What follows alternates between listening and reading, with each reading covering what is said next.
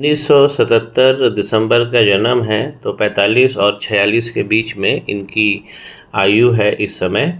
शतभिषा नक्षत्र में इनका जन्म हुआ है, जो जिसके स्वामी राहु होते हैं। तो राहु इस कुंडली में हमें एक्टिव ही मिलेंगे। तो यहाँ लग्न चार्ट में देखिए, जो अभी इनकी दशा चल रही है बृहस्पति भगवान की चल रही है और 2031 तक चलेगी। तो अभी तो काफ़ी अच्छा समय है, एंजॉय करें, क्योंकि इनके जो बृहस्पति भगवान हैं ये त्रिकोण भाव कहे जाते हैं, पहला, पांचवा और नौवां। तो पांचवें भाव में बैठे हैं, तो यहाँ पे क्या होता है, बहुत चमचम विद्या मिलती है व्यक्ति को, उसको बहुत अच्छे प्रेम प्रसंग मिलते हैं, उसकी संतानें जो है संस्कारवान, बुद्धिमान, ये सब होती है उसको। आप देख रहे हैं भारत में जो कथावाचक लोग हैं, सुंदर चेहरे वाले, ये जुपिटर ये सब चीज़ें यहाँ प्रदान कर देते हैं। तो त्रिकोण पांचवें भाव में बहुत अच्छा कुंभ लगन है इनका। और जुपिटर कौन कौन से घर का प्रतिनिधित्व कर रहे हैं, लाभ के भाव का। यहाँ भी मरकरी बैठे हैं, लाभ भी बहुत सारे मिलेंगे। और यहाँ पे 12वां जो इनका मीन राशि जो बनती है, तो इसमें केतु है। और यहाँ पर जो धन है, वो धन के घर के स्वामी भी जुपिटर है, यहाँ बैठे हैं। और लाभ के स्वामी भी जुपिटर यहाँ पांचवें में बैठे हैं। तो दो घरों को उत्थान बहुत अच्छा कर रहे हैं ये दोनों घर, बहुत अच्छी शक्ति से। तो लाभ क्या है, प्रॉफिटेबल इवेंट्स हैं जिससे हमें धन मिलता है। और जो लाभ का धन का घर क्या है, जो हमें एक्चुअल धन हमारे हाथ में आता है, इस दूसरे घर से हम देखते हैं।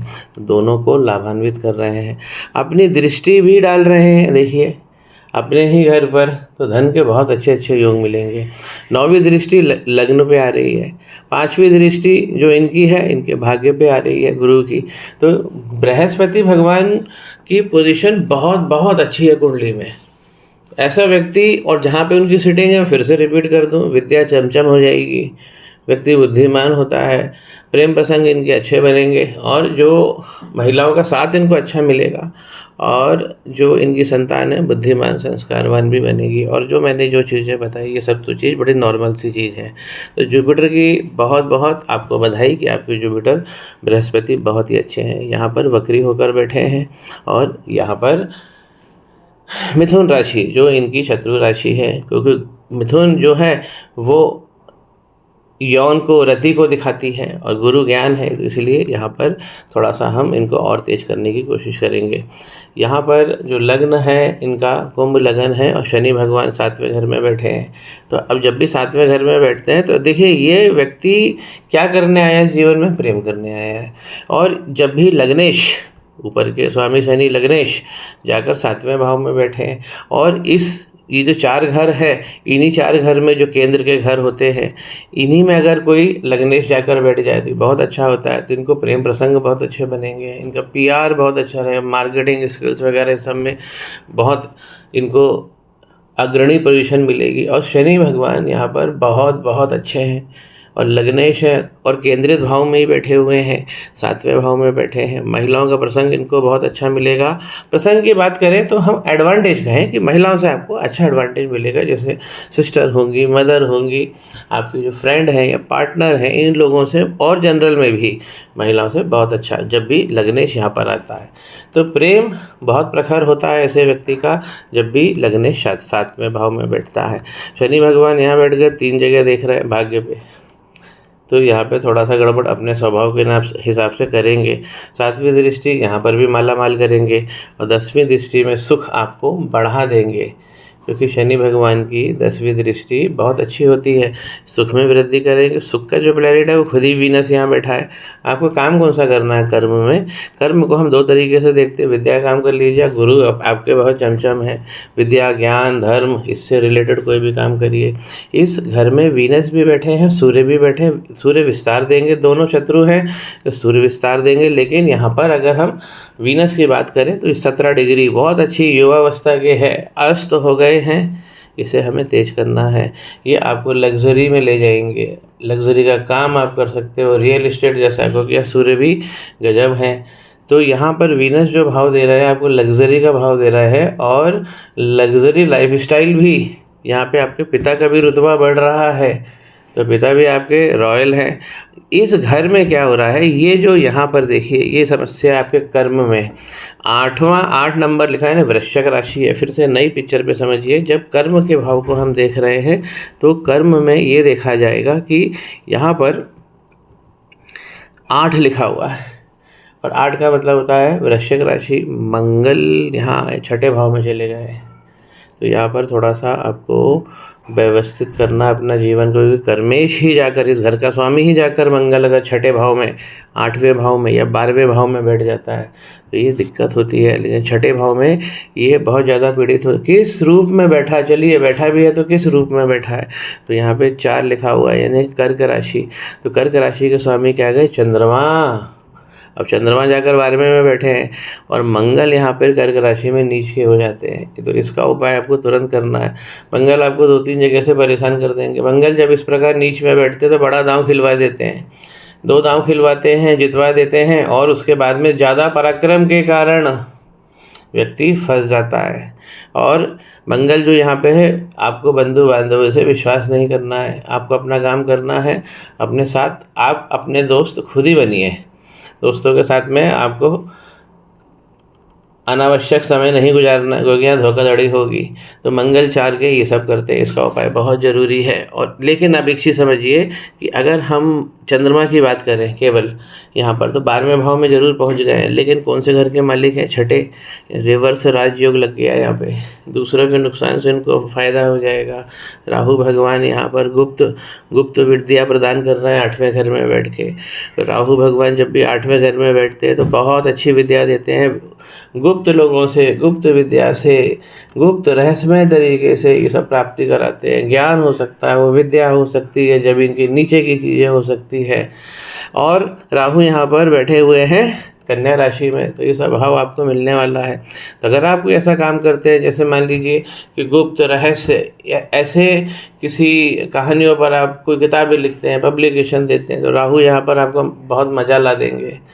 क्योंकि प्रिंटिंग वगैरह ये सब है शनि भगवान, लेकिन जो अक्षर बार बार बदलते हैं, हर पेज पे बदलते हैं, हर क्रम से बदलते हैं, शब्दों में बदलते हैं, अक्षरों में बदलते हैं, व्याख्याओं में बदलते हैं, तो ये बार बार जो बदलना होता है ये सब राहु का प्रतिनिधित्व है।